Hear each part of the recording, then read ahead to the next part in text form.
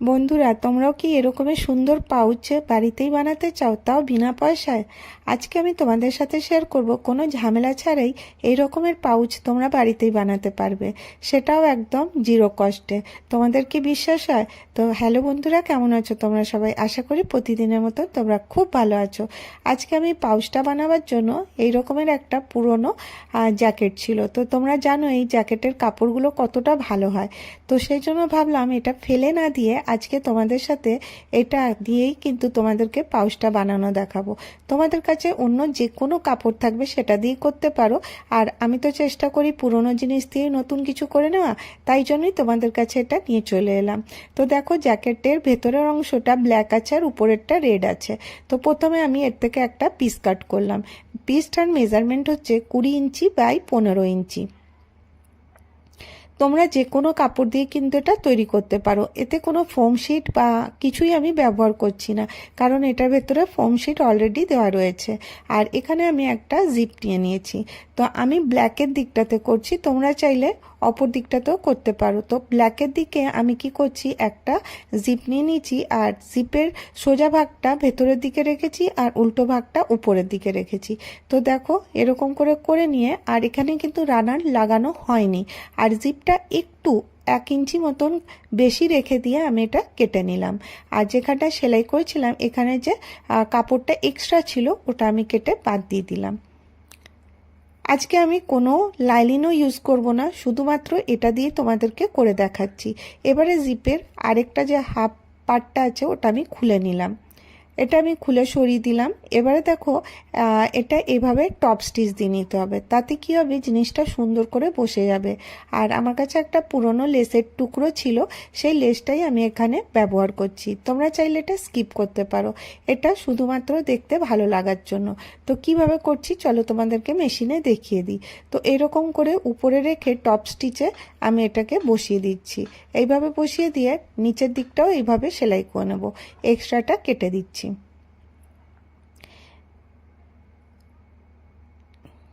এবার দেখো, এইভাবেই নিচটাও সেলাই করে নিচ্ছি, তাতে কি হবে, আমাদের লেসটা সুন্দর করে বসে যাবে।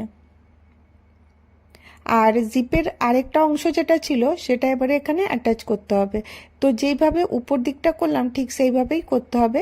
সোজা দিকটা ভেতরের দিকে রাখতে হবে আর উল্টো দিকটা উপরের দিকে। এরকম করেই জিপটা লাগাতে হবে। যে দানা দানা ভাগটা বেশি থাকে ওটা নিচের দিকে থাকবে, আর প্লেন ভাগটা উপরের দিকে থাকবে। তো চলো মেশিনে দেখিয়ে দিই কীভাবে করছি। তো দেখো, এরকম করে ধরেছি, আর যে প্লেন ভাগটা আছে উপরের দিকে আছে, আর যেটা দানা দানা ভাগটা আছে ওটা ভেতরের দিকে আছে। এইভাবে আমি এটা সেলাই করে দিচ্ছি।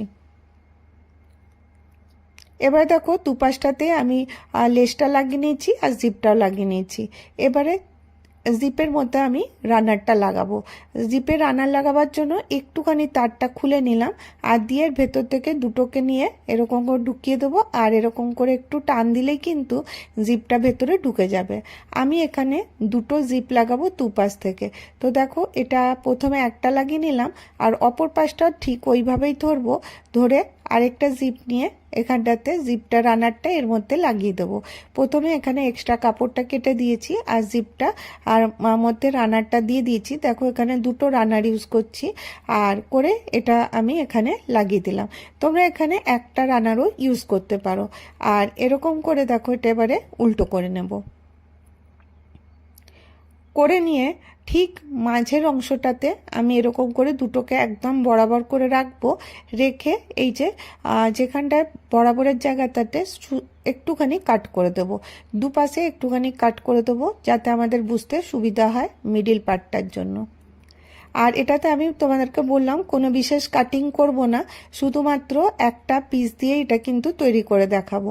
এবার দেখো, এখানে প্রথমে এটাকে ওই কাটিংয়ের মধ্যে সুন্দর করে ম্যাচ করে দিলাম, আর এক পাশটা সেলাই করে নিয়েছি। এক পাশটাই সেলাই করব, অপর পাশটা করব না।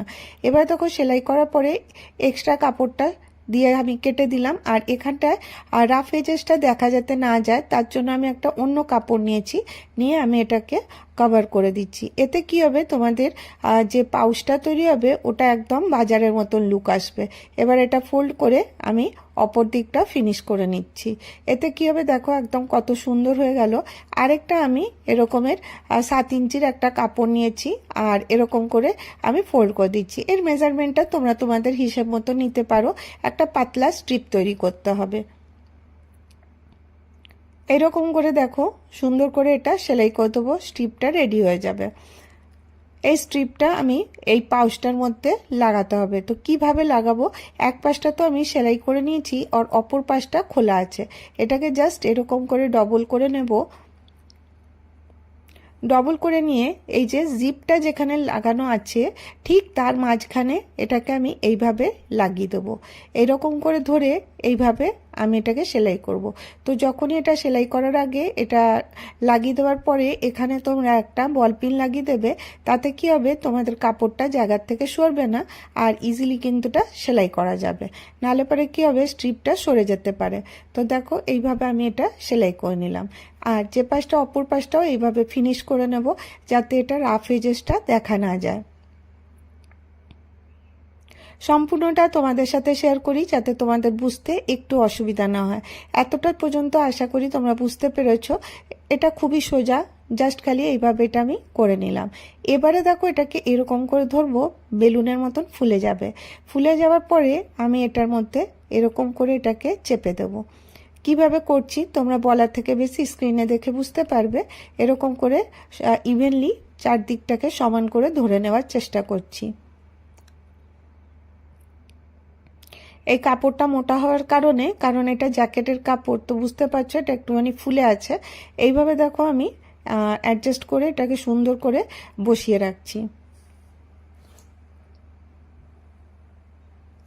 এইভাবে একটু হাত দিয়ে চেপে দিলে কিন্তু এটা একদম পারফেক্ট হয়ে যাবে।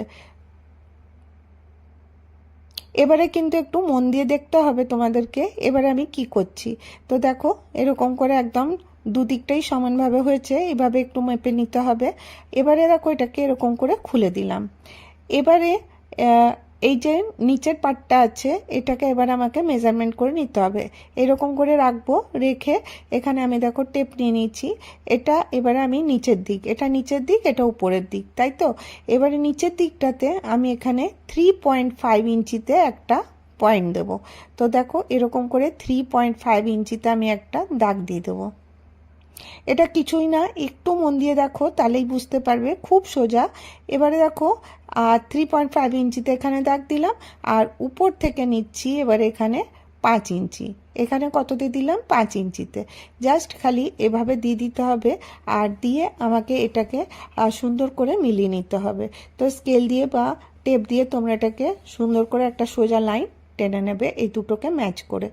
আবার এই পাশটাতেও ঠিক ওইভাবে মেজারমেন্টটা করতে হবে, 3.5 ইঞ্চি, আর উপরের দিকে হচ্ছে 5 ইঞ্চি। এবার দেখো 5 ইঞ্চিতে আরেকটা দাগ দিয়ে দিলাম, আবার এটাকে এরকম করে সুন্দর করে মিলিয়ে দিতে হবে। ঠিক এই দাগ মিলিয়ে দিতে হবে, তাহলেই কিন্তু হয়ে যাবে। অপর পাশটাও দেখো এভাবে খুলে নেব, নিচ থেকে 3.5 ইঞ্চি আর এখানে 5 ইঞ্চি, এইটাকেও আবার দাগ দিয়ে দিলাম, সমান করে দিলাম। আর অপর পাশটাও ঠিক এই একই মেজারমেন্টে কিন্তু চারদিকটা করে নিতে হবে। পুরোটাই তোমাদেরকে দেখাই যাতে তোমাদের করবে যখন তোমাদের কোনো সমস্যা না হোক। এভাবে দেখো পুরোটা আমি দাগ দিয়ে দিচ্ছি। এবারে ওই দাগে দাগে সেলাই করে নিয়ে চলে এসেছি। তো দেখো এই রকমের শেপটা চলে এসেছে। এবারে কি করতে হবে, এই যে এক্সট্রা কাপড়গুলো আছে এটা আমি কেটে দেবো। এতে দেখো কোনো আমার লাইনিংয়ের কাপড় লাগলো না, কোনো চালের বস্তা লাগেনি, শুধুমাত্র একটা পিস দিয়ে আমি কিন্তু এটা তৈরি করে দেখাচ্ছি। এবারে রাফ এজেসগুলো ঠিক ওই একইভাবে ফিনিশ করে নিতে হবে। আর এটা যখনই তোমরা ফিনিশ করবে এই লুকটা কিন্তু খুব সুন্দর আসবে, মনেই হবে না তোমরা কিন্তু বাড়িতে তৈরি করেছো। তো দেখো কোনো জিনিস ফিনিশিংয়ের সাথে হলে সেটা কিন্তু দেখতে ভালো লাগবে। তো ভেতরের দিকে থাকলেও এটা কিন্তু এরকম করে ফিনিশ করে নেবে, তাতে কোনো সুতো টুতো বেরোবে না। এবারে দেখো আমার পাউচ কমপ্লিট। এবার চলো ওপেন করে দেখি কেমন দেখাচ্ছে। তো দেখো ওপেন করে নিচ্ছি, আর কোনাগুলো হাত দিয়ে এরকম করে সুন্দর করে বার করে দেবো। তো দেখো কোনো বেস তৈরি করিনি, কিছুই না, শুধুমাত্র এই পিসটা দিয়ে ইজিলি একটা সুন্দর পাউচ তোমরা তৈরি করতে পারো। তো এখানে দুটো জিপ আমি অ্যাটাচ করেছিলাম, জিপ না রানার অ্যাটাচ করেছিলাম, কারণ এর মুখটা বড়, দুপাশ দিয়ে খুলতে পারবে। এটা তোমরা মেকআপ পাউচ হিসাবে ব্যবহার করতে পারো বা তোমাদের যে কোনো প্রয়োজনীয় জিনিসের মধ্যে রাখতে পারো। খুব ছোট্ট আইডিয়া, কেমন লাগলো তোমাদেরকে জানাতে ভুলো না। যদি তোমাদেরকে ভিডিওটা ভালো লাগে তাহলে অবশ্যই একটা করে লাইক করো, আর অনেক ভালো লাগলে চ্যানেলটা সাবস্ক্রাইব করে নিও। তো তাহলে আমি যখনই নতুন কোনো ভিডিও দেবো তোমরা দেখতে পারবে। আজকের ভিডিও এতটাই, আবার দেখা হবে নেক্সট ভিডিও।